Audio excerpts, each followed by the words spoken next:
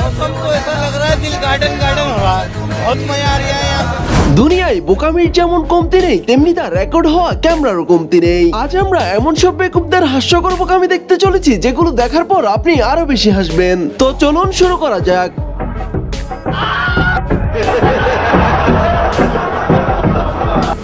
লন্ডনের একটি স্বর্ণের দোকানে দিনের বেলায় হামলা চালিয়ে বসে এই বেকুব চোরের দল। এসেই তারা হাতুড়ি দিয়ে গ্লাস ভেঙে স্বর্ণ লুট করার চেষ্টা চালায়। আশপাশের লোকজন যখন ভয় পেয়ে তাদের বাধা না দিয়ে পুলিশে ফোন দেওয়ার প্রস্তুতি নিচ্ছিল, তখনই সেখানে দৌড়ে চলে আসে ৭৫ বছর বয়সী এই দিদা। এসেই তিনি অভিনব স্টাইলে হাতে থাকা ব্যাগ দিয়ে চোরদের উত্তম উত্তম দিতে শুরু করেন।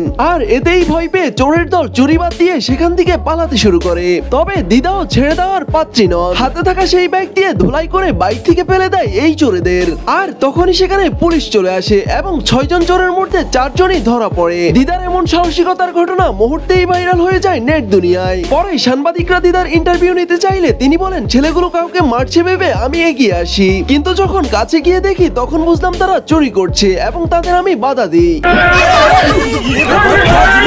हमको मारो, हमको जिंदा मत छोड़ो।